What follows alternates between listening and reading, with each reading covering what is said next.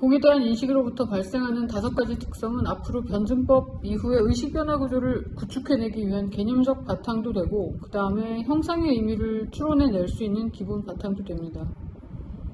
이 공에 대한 인식으로부터 발생하는 첫 번째 성질은 역설입니다. 절대적인 없음이 없음으로 인식되면서 있음이 된 거죠. 없음이 있음이 되었다면 그것은 없음이기도 하고 있음이기도 하고 둘 다 아니기도 한 그런 상태입니다. 이렇게 공에 대한 인식작용은 상반된 2가지 상태를 동시 발생시켜서 중첩되어 존재하게 합니다. 그래서 공에 대한 인식에서 나온 첫 번째 성질은 역설입니다. 그 다음에 두 번째 공에 대한 인식에서 나타난 두 번째 성질은 확장과 규정입니다. 앞에서 이 역설을 야기한 상대적인 개념, 중첩된 개념은 없음과 있음인데 이거는 0과 1, 비트 구조로 표현할 수 있죠. 0, 1, 비트 구조로 표현할 수 있어요. 잠깐만요.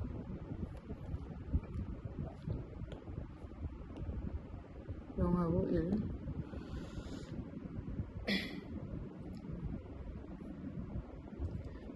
그런데 이 0과 1은 각각 이 인식 이전의 공하고 인식된 공을 나타내고 있어요. 인식된 공을 이렇게 표현을 하면 인식 이전의 공은 이렇게 표현을 할 수 있죠. 이 인식 이전의 공, 이 상태는 어떤 경계도 없는 상태로서의 공이고 무한한 상태의 공입니다.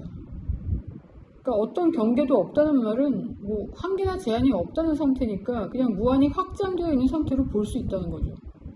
그에 반해서 공을 공으로 인식했다는 거. 이거는 공을 뭐 없음, 허무함, 허공 등으로 규정하는 행위죠. 그래서 인식된 공은 1, 규정된 상태를 나타냅니다.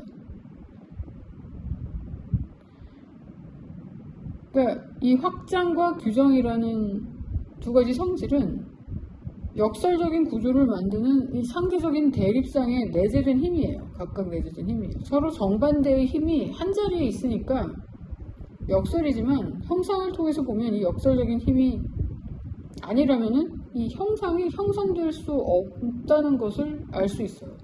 확장하려는 힘이 있고 그것의 한계를 지으려는 힘 2가지는 전혀 다른 힘인데 이 2가지 성질이 합쳐지지 않으면은 어떤 형상도 만들어질 수 없고요.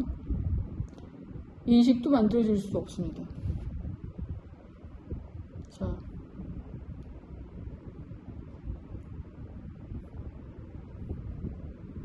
이 공에 대한 인식으로부터 나온 세 번째 특성은 분화와 통합입니다. 분화와 통합은 의식의 운동 방향을 나타내요.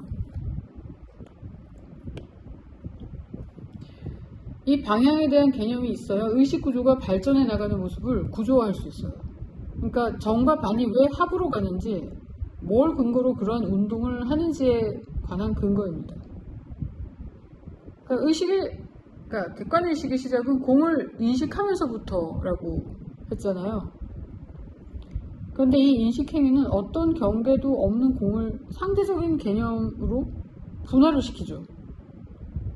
그러니까 어떤 경계도 없고 그랬던 공이 인식행위에 의해서 아까 말씀드린 역설구조 0과 1이라는 어떤 상대적인 개념으로 분화를 하게 되죠. 있고 있음 없음. 이 어떤 것을 인식하는 행위 자체가 곧 운동이에요. 운동이라는 거는 지점 1에서 지점 2로 이렇게 이동하는 거고 변화하는 거고, 그 변화라는 거는 결국 이렇게 방향성을 갖는 거잖아요. 그래서 인식 행위의 첫 운동은 분화의 방향으로 움직였다고 볼 수 있죠.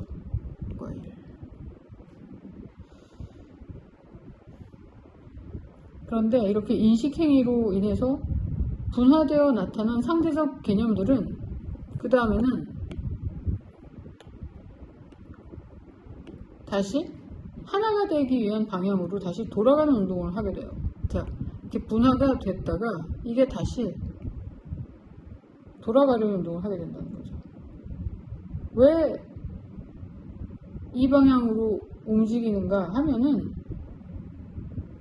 방향이 두 가지밖에 없어요. 애초에 나왔던 방향이 하나였던 지점이었잖아요. 여기서 두 개가 분화가 된 거기 때문에 이것들이 다시 돌아가는 방향은 다시 이렇게 돌아가는 겁니다. 네. 의식은 이렇게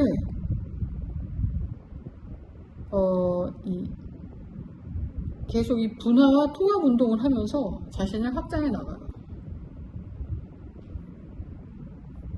자, 그리고 공에 대한 인식에서 나타나는 특징 네 번째는 혼돈과 조화인데, 이 통합 상태로 가는 이 방향 있잖아요. 이 방향에는 두 가지 방법이 있어요. 혼돈과 조화예요. 공에서 분화한 상대적 개념은 서로 정반대의 성질이기 때문에 자연스럽게 그냥 가만히 두면은 서로 대립하고 싸우게 되는 개념이죠. 그런데 이 상대적 개념에서 서로가 만약에 이 둘이가 대립하고 싸우다가 하나가 사라지면은 이것도 사라지게 되죠. 그래서 다시 공백으로 돌아오게 돼요. 아무것도 없어지니까. 이런 식으로 원래 상태인 공으로 돌아가면서 통합되는 방법이 있어요. 근데 원점으로 돌아갔지만 그거는 우리가 경험할 수 있는 세계가 아니죠. 그래서 공으로 돌아간다는 건 불가능하고요. 그래서 서로 대립하는 개념들이 서로 싸우면서 뭔가 하나가 없어져야 된다고 주장을 하면서 통합의 상태를 추구하려고 하게 되면은 우리는 혼돈을 경험할 수밖에 없다는 거죠. 그래서 통합으로 가는 길 중에 하나는 혼돈이 있습니다. 자, 그러면은 이 대립하는 요소들이 공으로 사라지지 않기 위해서는 무엇을 해야 할까요? 자, 모두가 다 사라져서 서로 싸우다가 다 사라져서 아무것도 없는 상태는 의식이 존재하는 궁극적인 목적은 아니죠. 의식은 경계를 통해서 자신을 확장하고 드러내는 성질이 있기 때문에 원래 있던 자리인 공으로 돌아간다고 만족할 수가 없어요. 이건 의식이 가진 본성에 위배됩니다. 의식이 가진 본성은 분별하는 데 있으니까요. 그래서 그러니까 너와 나를 가르는 이 상태, 이거는 불가피해요. 의식에 있어서. 이러한 의식의 상황에서 통합이라고 하는 거는 이 서로의 경계를 인정을 하면서 둘이 같이 공존하는 방법을 찾아야 돼요. 그게 조화죠. 그래야지 이 분별하는 의식이 소멸되지 않고 계속 확장되어 나갈 수 있어요.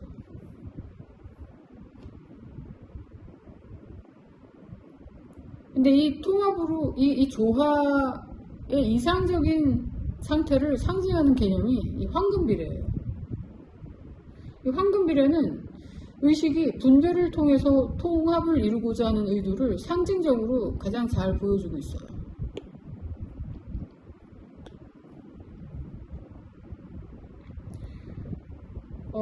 이 황금비례의 비율이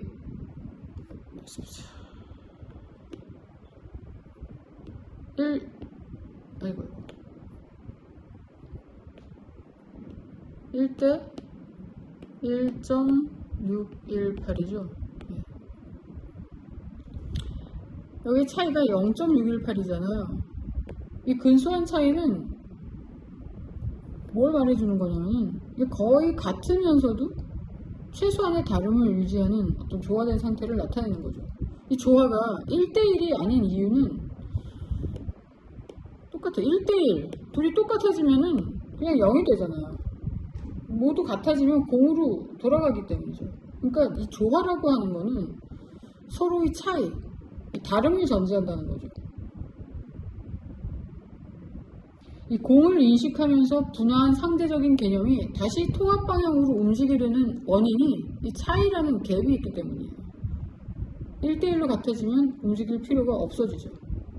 그러니까 차이는 의식이 끊임없이 움직이게 하는 역동성의 원인으로 기능하기 때문에 이거는 없어져서는 안 되는 거예요.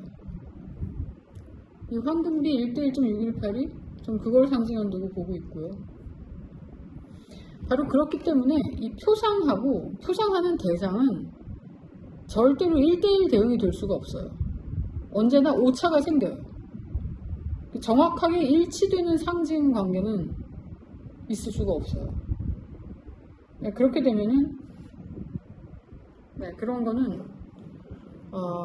결국 뭐라고 해야 되지? 궁극적으로 그렇게 되면 세상은 사라지죠. 왜냐면은 우리의 의식이 더 이상 움직일 필요가 없거든요. 이 차이가 우리의 의식을 계속 움직이게 하는 힘이고, 끊임없이 공이라는 어떤 완벽한 통합 상태에 가 닿으려는 어떤 노력이 있게 됩니다. 근데 무지개의 끝을 잡으려고 쫓아다니는 거하고 좀 비슷해요. 그렇다고 해서 이게 무의미한가? 그건 아니죠. 이거는 이제 공에 대한 인식에서 나타나는 5번째 특징, 공의 의미에 대해서 이제 설명을 하겠습니다. 공에 대한 인식이 갖는 5번째 특성은 공이 갖는 의미의 양면성입니다. 그것은 허무함하고 알려지지 않음이에요.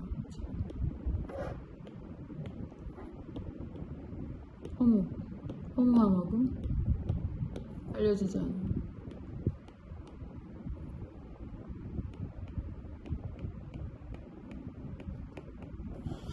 이 두 가지인데, 이 세상이 어떻게 생겨났는지, 어떤 의미가 있는지 알고 싶어서 그 기원을 찾다가 공을 발견하게 되면 우리는 그걸 쉽게 허무함하고 연결을 시켜요. 이 세상이 공하다는 사실은 눈에 보이는 모든 경계를 부정하는 논리를 만드는 근거로 쓰이기도 해요. 어떤 극단적인 사람들한테. 저는요, 이 불교에서는 이렇게 하는 건 아니에요. 불교에서는 뭐 진재, 속재 이렇게 나누더라고요. 그렇게 해가지고 인간을 괴로움과 고통으로부터 구해내기 위한 방편으로서의 공사상하고 공의 논리하고, 또 실제 삶을 살 때 필요한 분별은 구분해서 말을 하고 있어요. 그러니까 허무함에 빠지지 말라는 얘기죠. 제가 지금 예를 드는 거는 어떤 극단적인 일부의 이야기입니다. 극단적인 일부를 이야기하는 건 공은 허무하다라는 공식이 인간을 어떻게 끌고 가는지 이야기하기 위해서입니다. 일반적으로 사람들은 아까 말한 것처럼 근원이 허무하면 뭐 근원으로부터 나온 것들도 다 허무하다고 생각을 하게 돼요. 허상이라고 생각을 하죠. 세상의 경계가 허상이면은 힘들어서 뭔가를 지키고 만드는 인간의 행위 역시도 허무해져요. 근데 중요한 건 아무것도 없게 돼요. 나라는 것도 아무 의미 없는 것이 되죠. 근데 의미 없는 것 역시 경계잖아요. 의미가 없기 위해서는 의미가 있는 것이 있어야 돼요. 그렇기 때문에 또 경계의 혼돈으로 이어집니다. 그러니까 세상이 허무함을 전제하게 되면 객관적인 논리나 합리에 대한 가치도 사라지기 때문에 자연스럽게 혼돈이 따라오게 되어 있어요. 그러니까 허무주의를 착실하게 따르다 보면 야만으로 돌아가게 되어 있습니다. 결론이. 이리저리 고민하고 복잡하게 사유하는 것 같은데 근본으로 그렇게 허무주의를 세상의 근원으로 보면은 이렇게 답이 정해져 있어요. 모든 존재의 부정을 향해 있기 때문에요. 그러니까 우리가 어떤 전제를 가지고 세상을 바라보는가에 따라 그 결과가 얼마나 달라지는지를 잘 설명해주는 어떤 책에 대한 리뷰를 봤는데 제가 아직 읽진 않았어요. 얼마 전에 그 스티븐 마이어라는 분의 책 리뷰를 본 적이 있어요. 그 책 제목이 Return to God Hypothesis라고 하는데 저는 아직 책을 안 읽었어요. 읽을까 말까 생각 중인데 Return to God Hypothesis 이거를 번역을 하면은 뭐라고 하는 게 좋을까요? 신에 대한 전제로의 귀환이라고 해야 되나? 좀 잘 모르겠네. 아무튼 저자는 이 현대 과학 문명이라는 형태 있잖아요. 이 모던 사이언스라고 하는 거예요. 이게 세상을 창조한 하나님을 믿는 유대 기독교 사상의 특징을 바탕으로 한 서구 세계에서만 싹튼 독특한 문명이라고 주장을 해요.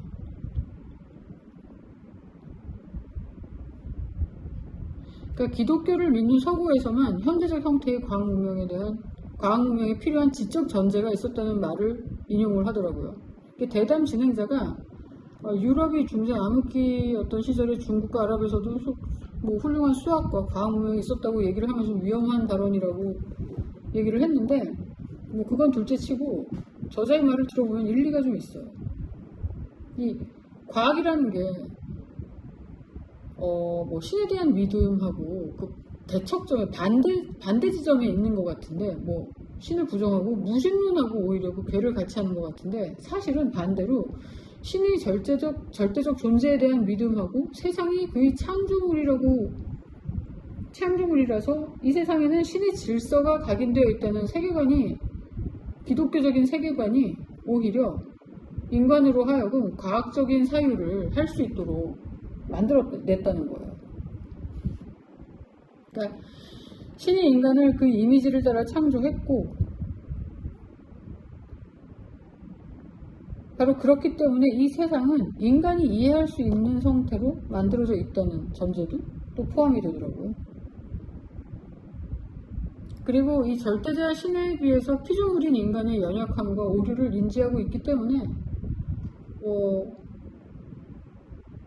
피어 리뷰 같은 시스템도 있고, 아니면 수많은 테스트, 실험과 같은 어떤 체계적인 검증 과정을 통해서 오늘날과 같은 과학이 가능했다고 해요. 그러니까 단순히 물건을 발명하는 수준을 넘어서 보이는 현상의 배후에 있는 보이지 않는 법칙, 그게 이제 신의 질서, 각인되어 있는, 자연에 각인되어 있는 신의 질서 같은 그런 배후에 있는 법칙을 전제하고, 그게 있다는 믿음이 있기 때문에 결국에는 집요하게 탐구에 들어갈 수 있었다는 거죠. 바로 그럴 수 있었던 배경에 바로 유대 기독교적인 세계관이 존재했다는 거예요. 그러니까 저자의 포인트는 뭐 유신론이다, 뭐 신에 대한 믿음, 이거를 주장하려는 게 아니라 신이라는 절대적인 존재를 상정했을 때 얻게 되는 설명의 힘에 대해서 말을 하고 있어요. 그러니까 사유를 전개해 나갈 때 어떤 객관적인 진리가 있다고 전제를 하고 사유를 전개해 나가는 거하고, 모든 것은 허무하다고 전제하는 거는 우리를 전혀 다른 도착지에 이르게 하겠죠. 이분이 말하는 이 유대 기독교적인 세계관, 세상을 창조한 절대적인 신을 전제할 때 생기는 설명과 설득의 힘처럼 이 객관성을 전제할 때 생기는 설명의 힘이 있어요. 그래서 이 객관성의 유무에 대해서 아는 게 중요합니다. 다행스럽게도 이 공은 허무함만을 나타내고 있지는 않잖아요.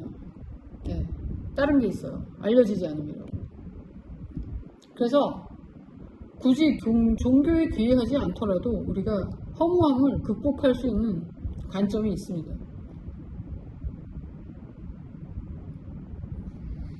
이 공에 내포된 또 다른 의미, 이 허무함이 아니고 알려지지 않음, 모르는 상태입니다. 그러니까 이 공을 인식할 수 없음, 알려지지 않은 상태로 보면은 이야기가 달라지죠. 이렇게 되면은 이제부터 알아야 되는 대상이 생기는 거죠. 새로운 정보가 존재하는 영역이 되는 거예요. 그러니까 공이라고 하는 거는 무한한 가능태의 영역으로 생각하면 되죠. 자, 공을 무한한 가능태가 존재하는 영역으로 바라보게 되면은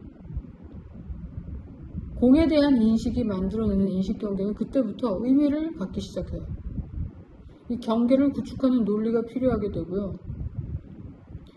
이 경계를 구축하기 위한 논리이므로 이 논리에는 또 합리성과 객관성이 또 필요하게 되죠.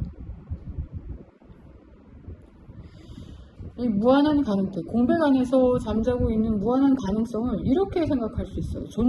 존재할 수 있는 모든 가능한 요소들이 동등한 가치를 가지면서 모든 가능한 관계들의 조합으로 한꺼번에 다 연결되어 있는 상태.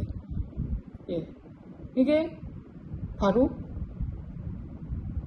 무한한 가능태로서의 공의 상태라고 생각할 수 있어요. 그 상태는 아무 정보도 나타내고 있지 않은 상태와 같죠. 단순한 소음이 아닌 유의미한 정보는 언제나 정보와 정보가 아닌 것이란 분명히 경계를 갖고 있기 때문에 이렇게 모든 것이 다 똑같은 중요성을 가지고 모든 가능성이 다 연결되어 있는 상태는 어떠한 정보도 나타내고 있지 않는 그런 상태와 같아요.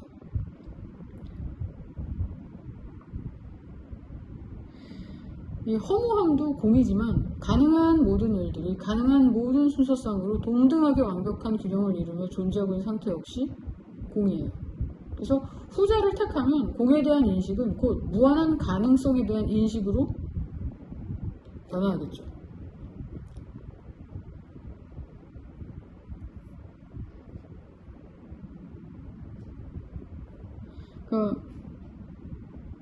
무한한 가능성이 완벽한 균형을 이루고 있는 이 상태는 항상성이기도 하고 완벽한 균형 상태이기도 하고 완벽한 조화와 질서에 대한 상징으로서의 공이라고 볼 수 있어요.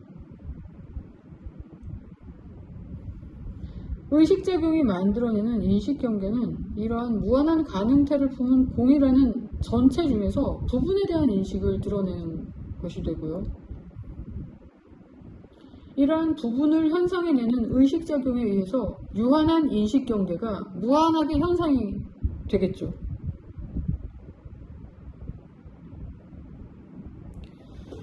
이렇게 하나의 인식이 드러나는 순간 이 완벽한 조화와 질서를 유지하던 완벽한 균형 상태가 깨지는 것하고 같아요.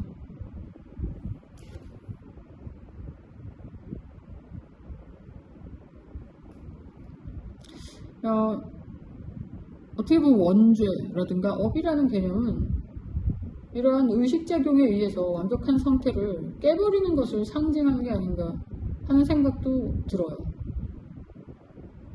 완벽한 상태인 공을 깨버린 인간의 의식작용, 그리고 인간에게 씌워진 죄명의 원인은 인식행위 그 자체가 되겠죠. 분별심을 버리라고 하는 이유가 여기에도 한 조각 있는 게 아닌가 생각이 들고요. 다들 이렇게 다 하나인 상태를 강조하잖아요. 하지만 제 생각에는 인간의 분별심은 사라져야 되는 게 아니라 더 정밀해져야 되는 게 맞습니다. 이 공이라는 완벽한 균형 상태의 균열을 일으키면서 나타난 분별하는 의식은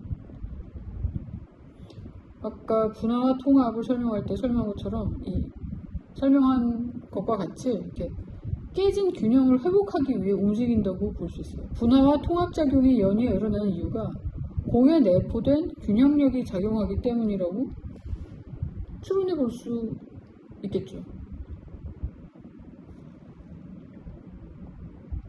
공에 내재된 무한한 가능성을 인정하게 되면 이 공이라는 균형력은 무한한 가능성으로부터 다양한 현상이 나타날 때 조화와 질서를 위한 중심추의 역할을 하면서 치밀하고 합리적인 논리를 현상하도록 인간의 의식을 움직이게 하는 근원적인 힘으로 작동한다고 생각할 수 있습니다.